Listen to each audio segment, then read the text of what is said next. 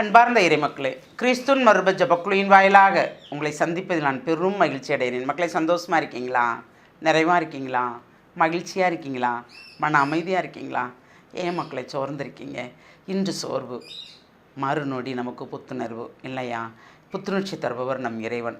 ஒரு நாளும் சோர்வுக்குள் நம்மை கையளிக்க மாட்டார் மக்களே. அதனால் எது நடந்தாலும், சோர்வுற்ற நிலைமையில் நாம் இருந்தாலும் நன்றி என்று சொல்லி பாருங்கள், கண்டிப்பாக நம்மளை ஆசீர்வதிப்பார்.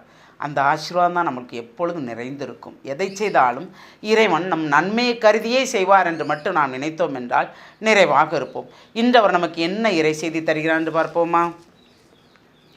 திருப்பாடல் 116 இறை வார்த்தை 10-12 மற்றும் 14. மிகவும் துன்புறுகிறேன் என்று சொன்னபோது நான் நம்பிக்கையோடு இருந்தேன். எந்த மனிதரை நம்பலாகாது என்று என் மனக்கலக்கத்தில் நான் சொன்னேன். ஆண்டவர் எனக்கு செய்த எல்லா நன்மைக்காகவும் நான் அவருக்கு என்ன கைமாறு செய்வேன்? இதோ ஆண்டவருடைய மக்கள் அனைவரின் முன்னிலையில் அவருக்கு என் பொருத்தனையை நிறைவேற்றுவேன். அதாவது எவ்வளவு துன்பம் வந்தாலும் ஒரு நொடி கலக்கம் வரும் இல்லையா? ஒரு காரியம் நினச்சிருப்போம், அது எதுவுமே நடக்காதவாறு நம்மளை ஒரு இறுக்கம் இறுக்கி கொண்டிருக்கோம். பொருளாதாரத்திலேயோ, பிறருக்கு நாம் கொடுக்க வேண்டியதிலையோ, உறவுகள் மத்தியிலையோ மதிப்பற்று இருப்போம் இல்லையா? எல்லாம் செய்தாலும் செய்கின்ற நேரத்தில் மட்டும்தான் தேடுவார்கள், மற்ற நேரத்தில் உதாசீனப்படுத்துவார்கள். அந்த நிலையில் நாம் இருந்திருப்போம் இல்லையா?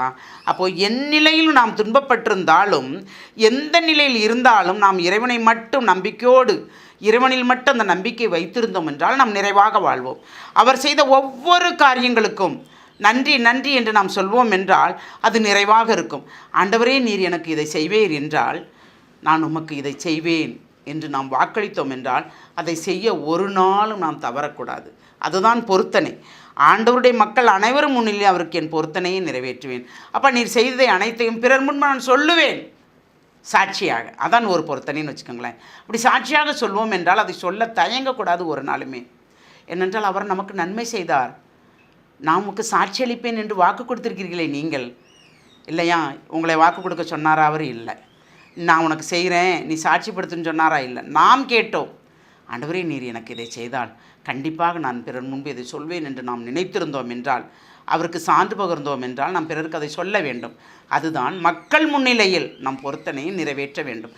எவ்வளவு துன்பப்பட்டாலும், எவ்வளவு வேதனைப்பட்டாலும் அந்த வேதனைகள் அனைத்தையும் கடந்து போகும்படி இறைவன் நமக்கு வாக்களிக்கிறார். அந்த வாக்களிப்பு தான் நமக்கு நிறைவானது.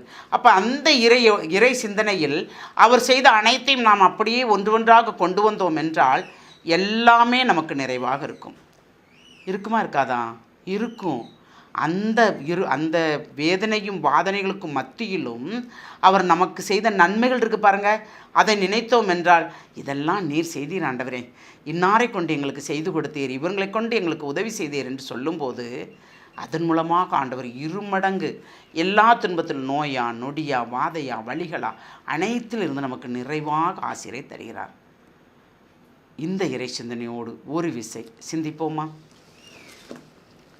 எல்லாம் வல்ல இறைவா, உம்முடைய இரக்கப் பெருக்கத்திற்கு அளவே இல்லை. ஆமாண்டவரே, எல்லா நிலையிலும் நாங்கள் உம்மை மட்டுமே சார்ந்திருக்கும்படி எங்களை வழி நடத்துகிறீர்.